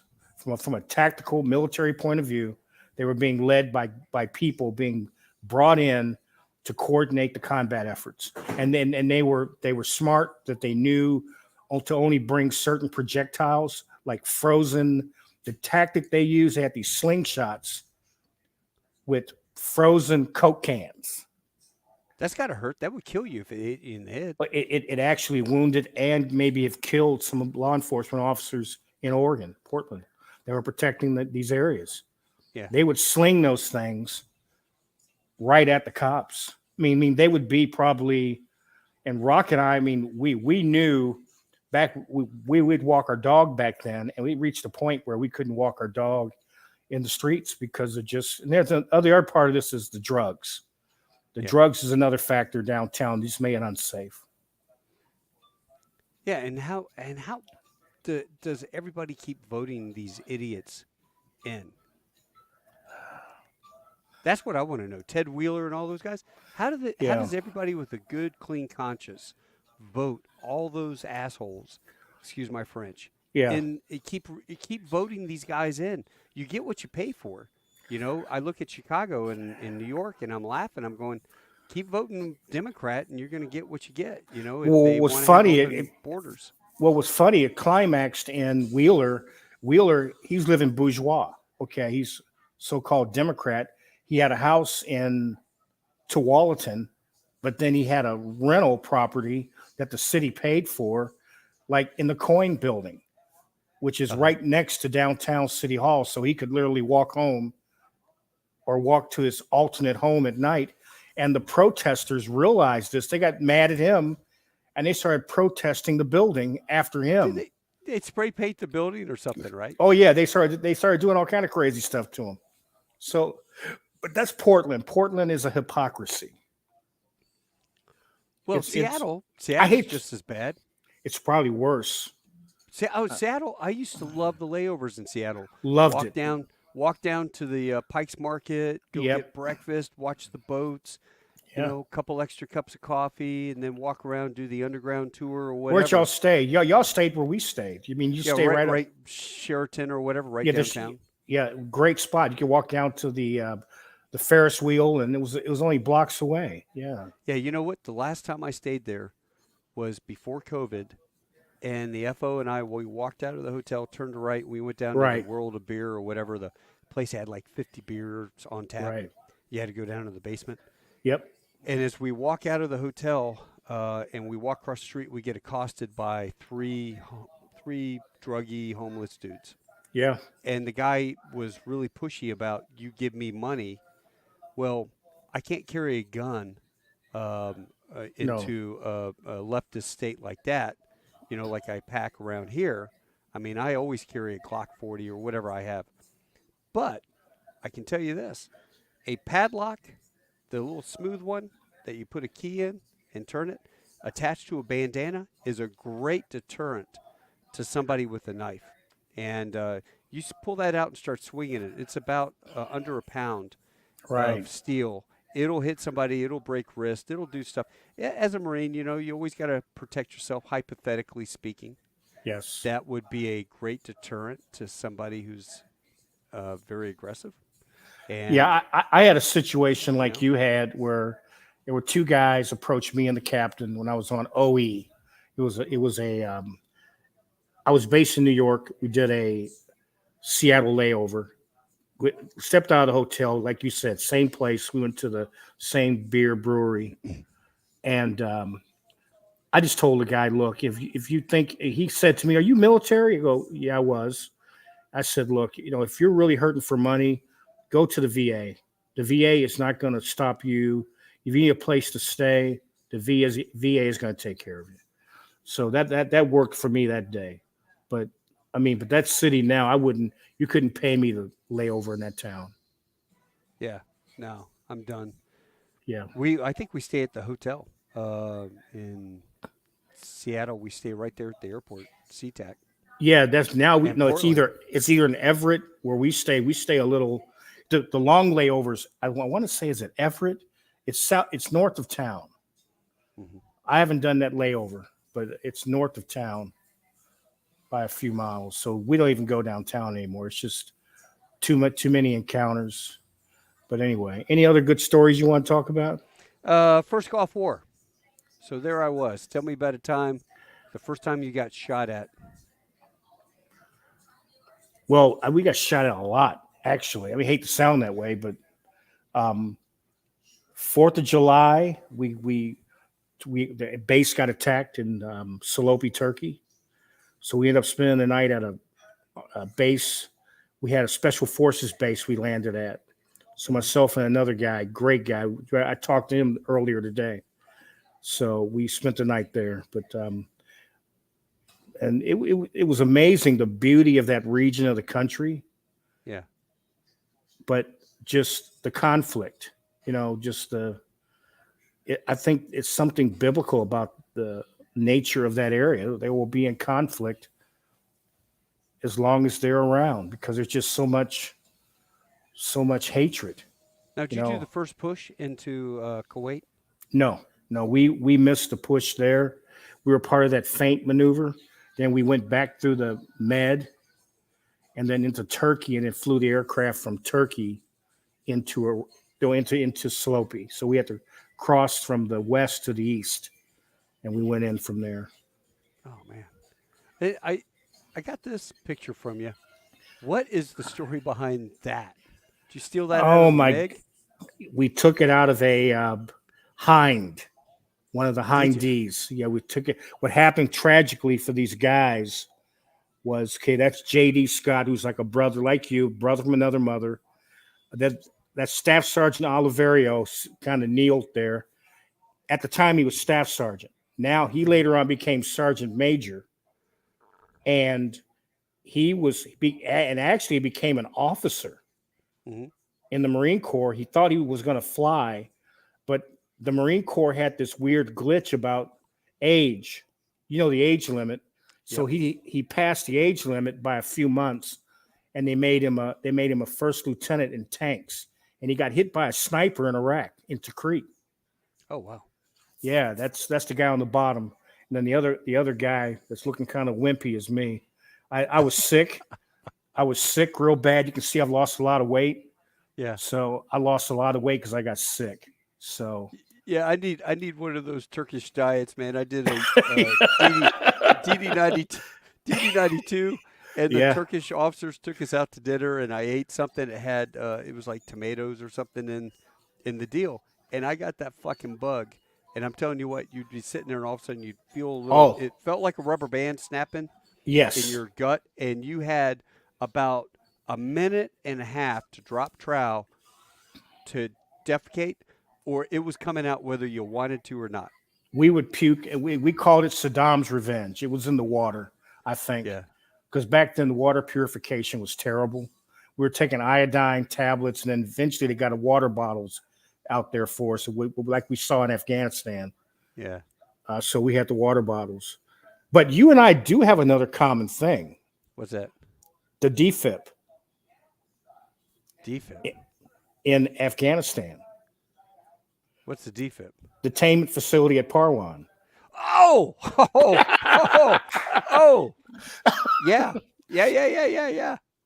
Dude, tell what you did. No, you tell the story, because you were there before I was. Is there anybody listening to us still or no? No. It's like nobody's on. It's nobody's going to hear any of our comments. So you're lying. In 2008, I was over in Afghanistan. I was at the embassy, and I worked with the Afghan National Police and the embassy, and all the different things. Fast forward, I'm back home, and I get a phone call one day from this guy, Tim Adams, and he goes, TA's like, hey, Taco, you were over in Afghanistan. Do they have XYZ? Can you fly into I remember it was like, can you fly into Afghanistan in a civilian airliner? I'm like, yes, you can. Oh, great. So we could bring all of our gear and go. And I go, no. What do you mean? No, you can't bring any guns or body armor or anything. Well, then they have it over there for us to pick up. No. So, Bob Smith goes on vacation. He checks his weapon and his body armor in with the unit. There's no pool of body armor and stuff. So you got to bring your own toys to the sandbox. So then that led into another conversation. And this is like phone call every few hours. Hey, I got another question. The boss wants to know, blah, blah, blah. Finally, I'm like, what the hell are you guys doing? He says, we're going to Afghanistan. President Obama has authorized this general to lead a prison corrections tour in Afghanistan. And so then he called me back and said, "Hey, I want you to be the advance party, and you lead us over there and do the whole 9 yards." Put together a 30-day trip. And I realized later that this general had been in Iraq, but he was about to retire. He wanted the Afghan campaign ribbon. He had to be there for 30 days. Oh man, that's That terrible. that was Yeah. that was it. And so we went over there and we did the I forgot that was the name of it. I just remember the Bagram prison. So Right. we went to the Bagram prison up there. We had to sign all these NDAs. You can't talk about that. I don't give a shit now. It's been 18 years, 17 years or something. Yeah. That Yeah. place doesn't even exist. Not the But way we know it. No, it's probably a torture facility now for the Afghans. for the Taliban, sure, The probably. Talibs, exactly. The Talibs. Yeah. They had all the bad guys in there, including Osama's bodyguard or Osama's driver or whatever. They had all these people in Yeah, there. they moved him later on to. I got a chance to have a chat with him. They moved him Really? later on. They moved him to Gitmo. Was he I was saw. he in was he in yeah, I was going to say, did they move him to Gitmo? They moved him to Gitmo. All right, so picture this, guys. When you walk into this facility, it's an old Russian hangar built. Oh, big hangar. you were in the old place. Oh yeah, You were the one off Disney, off camp. off, You were yeah, in off the. Disney. You were off Yep. Disney. Oh, So when see, you I was walked in the into new this one. I was facility, in the new one. Yeah, you were in the new prison. This old prison, when you yeah. walked in, It's a hangar. you had to take your uniform off, and they had a dressing room. You take your uniform off. They would give you a flight suit Right. that had no name identification That's units right. or anything, because the Taliban absolutely hated Marines, and Yes. if they saw the multicolored They saw our Marine Corps digital. Yeah. digital camis, like that's how the major that I worked with, Dean, got blown up. He was on a convoy. They got stopped. A jingle truck broke down. They all stopped the convoy. He was in the third MRAP back, and when he got out of the MRAP and walked back to see what was going on, came back, those bad guys spotted his digis, and they Yep. waited until his MRAP went over the triple stack landmines and blew him up. And I mean, he should never have gotten out of the vehicle, and they told him not to, but he did. But anyway, when you go in there, they give you a flight suit. Yeah. What I And used to use our digital to my advantage back then. They despised our uniform. yeah. The Army, they couldn't unless you were special forces or something. But they despised our uniform. And the So you first would thing I would actually say wear to them, you would wear digis when you were in there? I could have wore the Army uniform, Mitch, but I didn't want to do that. Well, what about a flight suit so that they didn't? I couldn't. That when I was in the new facility, it was part of that coin operation stuff. It was all port of Oh, coin. So because when we went in, we were in flight suits with no identification, and right, yeah, we're going yeah, through, we were, and these guys were living in literally dog cages. yeah, yeah. They No, had they had like I actually a s- went through there. They converted where you were. It was off Disney Road, yeah. and I went in there a couple of times because they were transferring stuff still out of there. They were still transferring things out of there to the new detainment facility. But Well, you're right. they had these But things had catwalks, and changed. Yep. Go yeah, on. they had these catwalks, and you're sitting there walking along, and they try to flame you. They take a dump in their Right. hand with toilet paper, and then they pee on it, and They throw call it a through cocktail. They call it a cocktail. yeah, try to flame you. Yeah, they call it a cocktail. Well, when you were So there, was the Gray Lady of Bagram there? Was she still there? The Gray Lady of Bagram? Do you remember that no, I don't remember incident? that. No. It was the woman. It was the woman. She was a British. I think she was British, and she married a Durka Muhammad Jihad guy, Right. and went back to Afghanistan and was part of the, rebel rousing, doing their stuff, and blowing up markets or whatever. And they finally got her. And when they got her, one of the soldiers had leaned his M4 up against the wall. She dove for the wall, got the M4, and shot like 3 dudes Wow. before they wounded her. And she was, Google, if you guys are out there, you can Google the Gray Lady of Bagram. And it was this whole thing. Do we have her or not? Nobody would admit to it. But yeah, she was in prison. No, the only claim to fame that I got out of it was there were several we called them high value detainees I worked with. Man, I can't really say. I hate to say that, but I hate to say top secret. But again, there were Shit, several. they're all back working with the Taliban now. Who gives a shit? Well, a few of them were Parwan guys that they're like, my brother, my brother, my brother, come with me to my village. Just have dinner together and tea. My interpreter, one of the very few times, he was so good that I could talk about the morning news, and he would know my lines to the T when I was working with our detainees. And long story short, he looked at me as we were going to the helicopter, blacked out helicopter, middle of the night, and he goes, "I'm not going." I'm like, "What do you mean you're not going?" "I'm not going there. You can go on your own. You're on your own if you go. If you want to go in that town, that's your place." Because the only people more hated than us were the interpreters. Right. So he's like lost his cool and said, "I'm not going." He thought I was going to go to their town and sit at a Shira meeting. Right. And I'm like looked at him going, "Oh, hell no."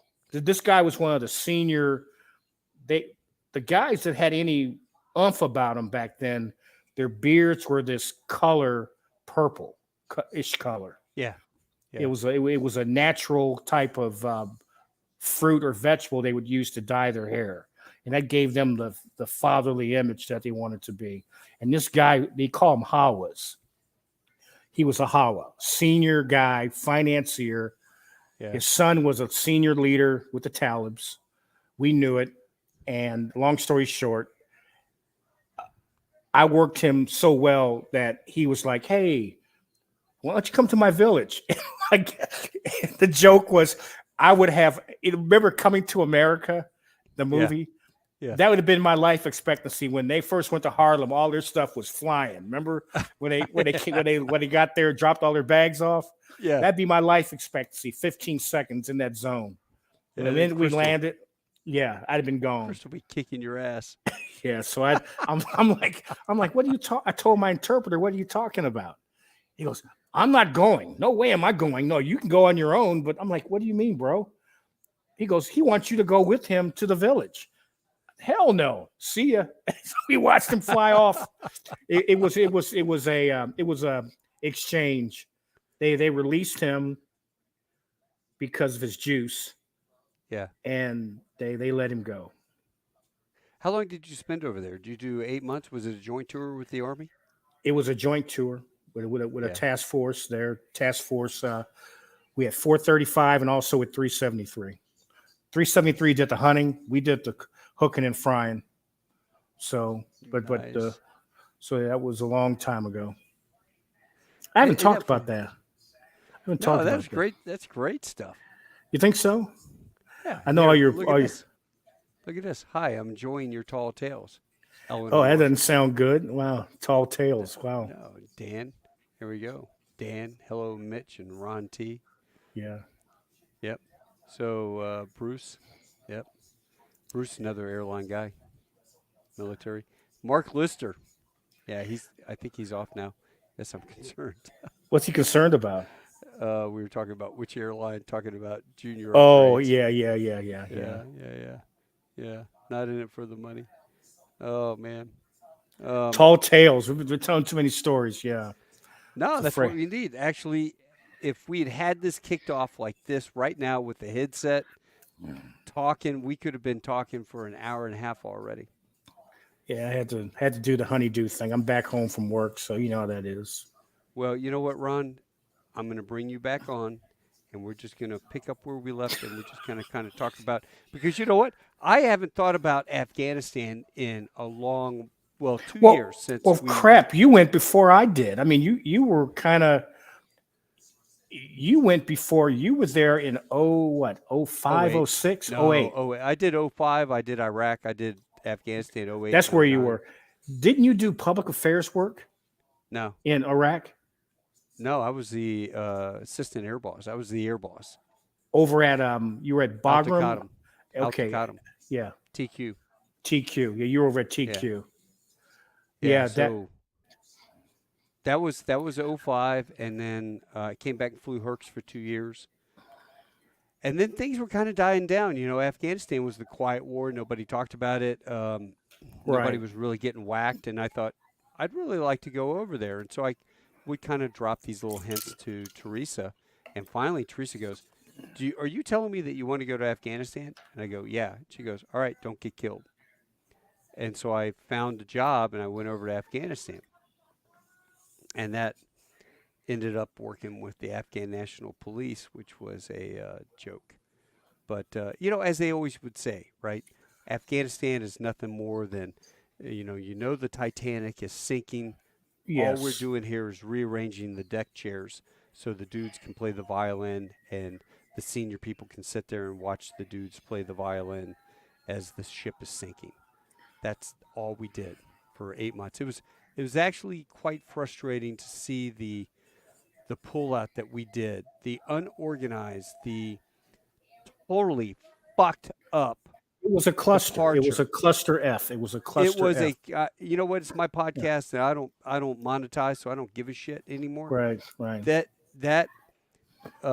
That was the worst departure I have ever seen. I mean, who would leave Bagram, a secure base, and then go down to Kabul to do this evacuation, where we left the people that actually meant something to us, and we brought on, I don't know, they don't talk about that. They don't talk about all the undocumented Taliban military age males, suspects that we brought back, quote, in the evacuation. Thank you, President Biden. To the U.S. that they put in Camp Upshur. Now all these guys are running around the U.S. Who knows what the hell they're doing? There's no clue. Sick. There's no. And the thing that's really sick was we lost to 23 Marines and lost a sailor, Marines, and a soldier at the North Gate explosion. I mean, because again, these guys were out where they should not have been. Yeah, that's the real. The whole thing. But the dudes had a sight on the bomber. They had a sight on the guy, and they didn't authorize action. So, no, Bagram to me was always a place. There's a funny story about that. I used to do. We still do our Disney runs. We still do them. Disney does. But Home for Our Troops. I hate to put the sell here, but Home for Our Troops is a good organization, and that was a great way to get our Disney tickets to run the Disney races in Orlando. Mm-hmm. Long story short, there was a guy there. I'm talking to him, and when I was there in 2010, we had an incident. Remember the gate where the bazaar was at Bagram on the other end of Disney? If you've been there, you would. There was a bazaar. No. So no, that was we were down in Kabul. We had it over by the ISAF. Okay, so there was a bazaar on the one end of Disney, and the city of Bagram was on the other side of Disney. Mm-hmm. Well, these knuckleheads, the Talibs, went through the bazaar and actually broke through on base. And if you've ever been to Bagram is nothing but one big minefield. Mm-hmm. Once you get off Disney for miles. So these guys were running through the minefield. This lieutenant and several other Army guys were trying to catch him, and the kid hit a mine. The lieutenant hit a mine, lost his leg. And I'm like, dude, I was there when you lost your leg. And he told the story that he lost his leg running through a minefield. I told him, I know it's not going to sound good, but I said, bro, you got to come up with a better story than that. And he said you got in a knife fight and hand-to-hand battle. And because everybody was treating him so serious. Yeah. He broke out laughing, and the guy just couldn't stop. I said, you got to come up with a better story that you're running through a mine. Everyone knew that minefield was there. You're running after a guy in a minefield. Let his ass run through the minefield. Yeah, let that guy go blow up. Yeah, let him blow up. Yeah. So he laughed. I'm sorry, sir. I couldn't get to him. He bled out before I could get to him because we didn't have minesweepers. I'm sorry. Yeah, and then the other funny part about that is anyone that's been there before knows that minefield was like miles. I mean, it was huge. And the deal was they had these Pakistani guys that were clearing the minefield wearing like a chest protector you wear in baseball Right. and a plastic like painter's mask. The kind of shield that you wear for a painter's mask. Yeah. And we're going, you got to be kidding me. Oh yeah. No, that's good PPE. PPE. Yeah. Yeah, that's not going to save them 1 minute. So anyway, that was another funny story. But Oh, and the dudes would paint the rocks. They would stack rocks to let you know there was a minefield, and they would paint them like right. red. There was like red and green. One side safe or bad. Yeah, that's how they did it. But I think on the base, we just marked the whole thing with you mark the whole place with the crossbones. Right. Yeah, you You know, mark the whole. I hated Bagram. I hated Bagram. I got in Bagram. We landed, and they put us up in a tent right there on Disney Drive. It was the Right. transient tent, which was Right. across from the gym. They had like a gymnasium. Was the that the Russians. was it the blow up gym? No, it was like a regular gym, Heart like a hearts. hard, yeah, hard building Oh, okay. that the Russians had built, and it was like rap night on Monday night, country night on Tuesday night, um, whatever on Wednesday, Thursday rap night again. It was, and the music would go till 2 in the morning, and I'm thinking, these guys come over here, and all they're doing is over there partying, having a good time. Well, that was the And Air Force. The Air Force and the Army do that. Yeah. yeah, the Air Force, and then they were trying to make us wear our disco belts. Oh, And we're Marines. We're not required to wear the disco belts. But then after driving in a Hummer down Disney and the dust that gets kicked up, terrible. I Oh, realized, you know what? Actually, maybe a disco belt's not a bad idea when you're at night and it's got all that dust and stuff, and you're wearing a camouflage uniform that kind of hides you. They can't see you, so got to have the I mean, disco belt. you would look up at night and you couldn't see the sky, and it wasn't because there was clouds; it was the dust, Yeah. Oh yeah. and that dust was just so nasty. I believed the Russians gassed that place before they left because the place just smelled. It had a funny smell. Yeah, we're all you know what, you and I, we got Agent Orange in Vietnam, and you and I one day our dying gasp is going to be, hey, embrace the suck. Embrace the suck. What did he say? What did Grandpa say? Embrace the suck. As I got this Yes. lung cancer from all the burning Yeah. tires in Kabul and all the shit, the burn pit from Iraq, and it's. That's why you better get your benefit, man. Get your Yeah, VA I haven't benefit. done it yet. Damn it, and I'm gonna do it. Bruce, I guarantee you, Bruce down here in the comments, Bruce has probably already gotten his stuff. I need to get on that. I will get on that. I was gonna do it, but then COVID hit, and my dad and I were both gonna do it, and then you couldn't get into the VA Just because go to DAV. Take your they butt had to no DA. personal. They had no personal stuff. Well, Well, you know just- what? You got to be careful now too. You have to be. We have to be careful now because Yeah, if you look at FAA is FAA and red the ass about it. Yeah. Yeah, the FAA is sitting there going, "Oh, well, you've got disability from the VA on what?" You know? How did all that happen? Any inside story on that? Well, I think it started a a while back where some idiot goes, like I have hearing loss. It's just like an asshole. I walked around an airplane with my fingers in my ear, and the Right. APU's running, the GTC, whatever we had on the F and the R's. Um, and so I have tinnitus really bad. Well, this guy was like, "Yeah, I have really bad tinnitus and all this," and they gave him like all this disability for loss of hearing, but it was equivalent to like 100% loss of hearing. And it's like, well, wait a minute, how can you be an airline pilot and listen on the radio when you can't hear? So I think they busted that one guy, and then I think this other stuff just kind of came up, like, and that actually kind of ticks me off. PTSD.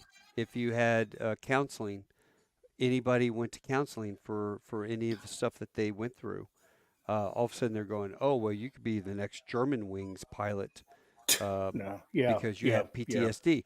Well, you know what? Classification wise, there was a time where I woke up at 3 or 3:05 every single morning. And that's how I started my blog, the Sandgram, the I sandgram.com. remember. Yeah, I remember that. Yeah. Yeah, I got up at 3 in the morning. I just couldn't fight it anymore. I would get up and realize I'm not going to fight this.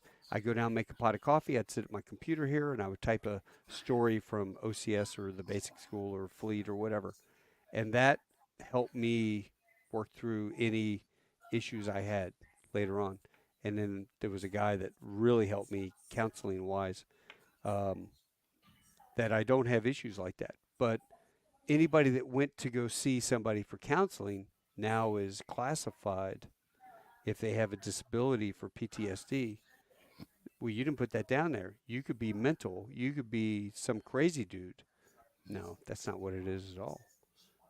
But the FAA and the VA are colluding in this, and I think there's a whole bunch of people that are going to be affected by this. Right now, Really? I think what I had heard was, tell me if I'm wrong, it was like what 6,000 or 8,000 pilots that were flagged by the FAA. It was for a not big putting down for not putting down whatever medical thing they had with the VA. Yeah. Yeah, that's incredible. I mean, and Yeah.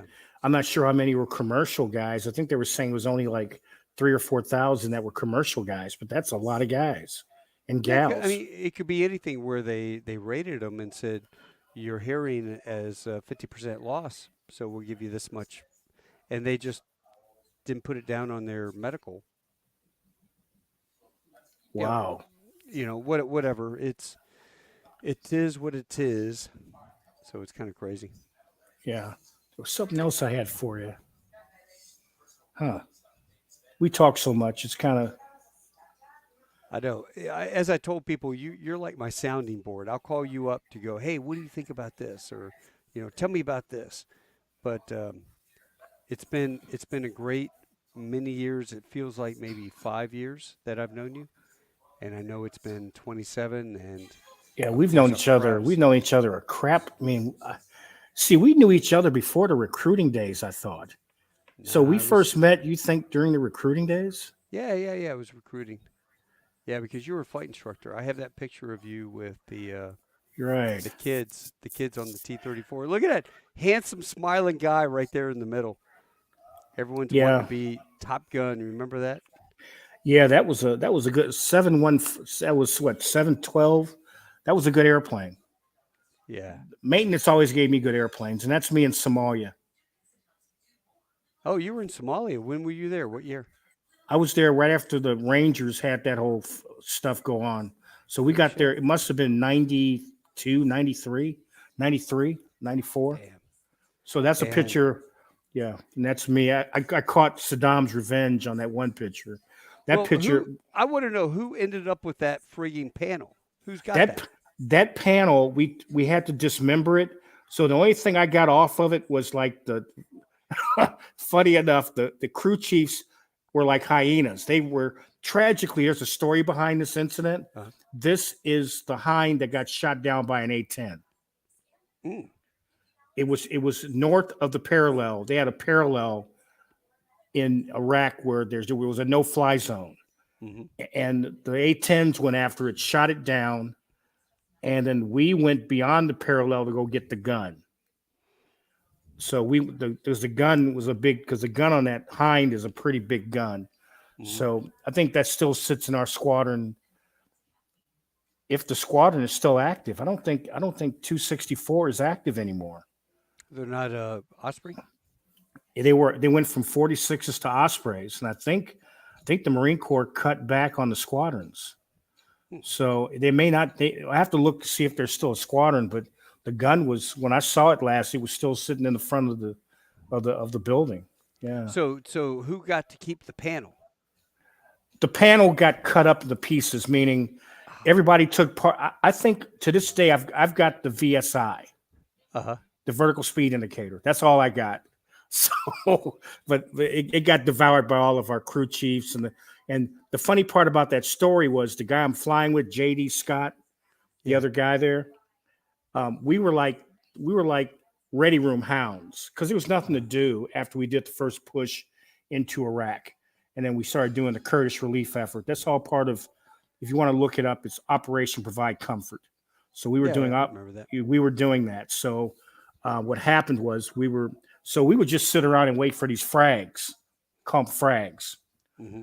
and we would, and that's what happened. They said, our boss said, we're going to go get this. We got this to go get.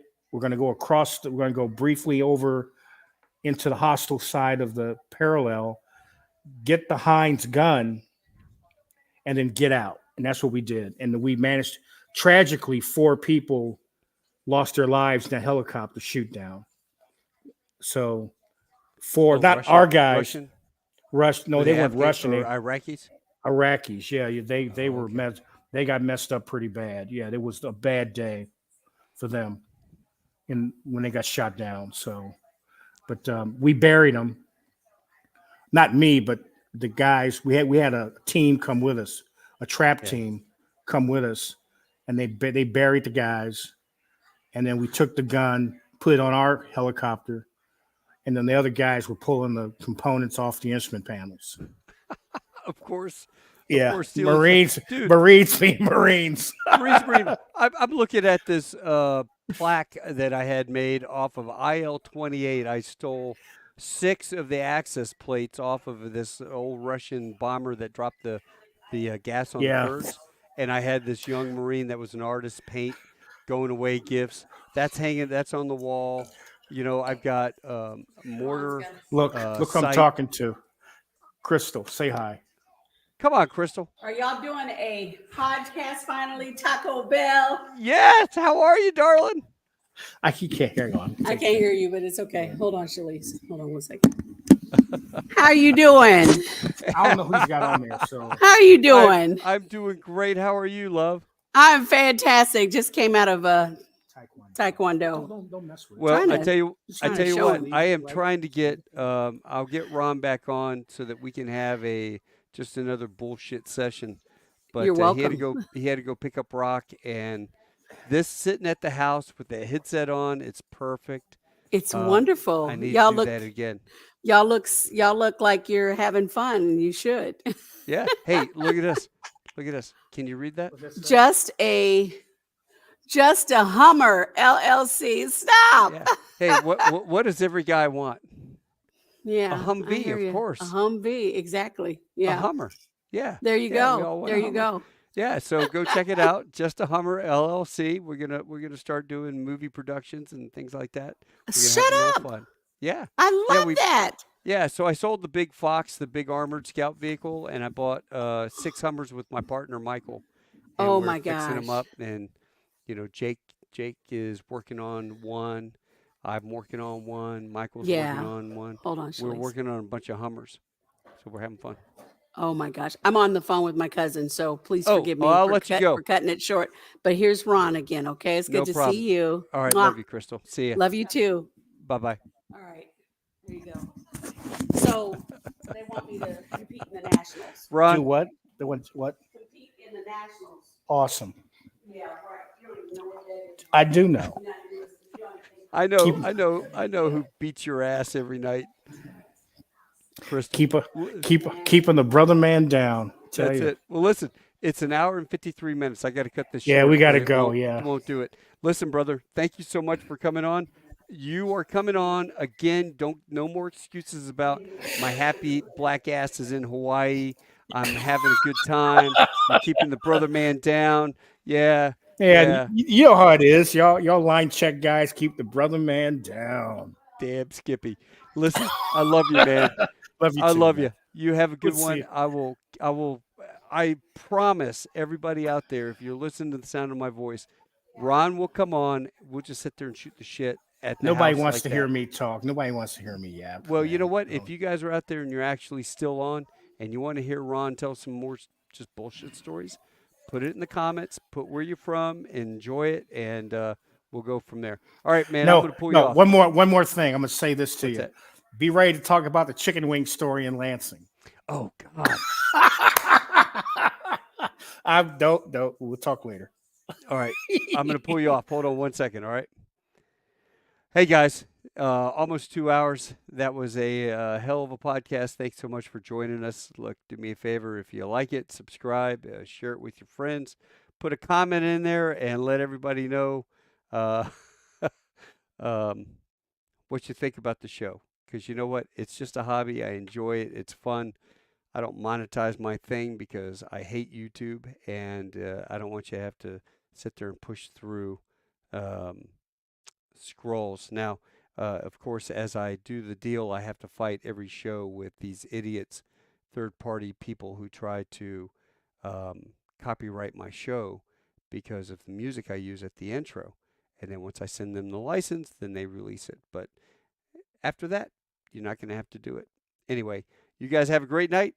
And until I see you next Tuesday, adios, hasta luego. Hey, I want to tell you, Taco, congratulations for your live interview tonight. Thank you so much, Close Marines. I tell you what, you guys are the reason I do it, and I really appreciate it. Mongo, thanks for hanging out the entire 2 hours, brother. You were there from the very beginning. Jacqueline, you as well, and Mark Lister. God, all of you guys. Brett, you guys are all awesome. Thank you so much for hanging out. Andrea Sledge. I've got all these folks that I really appreciate being my base, and you're the whole reason that I do it.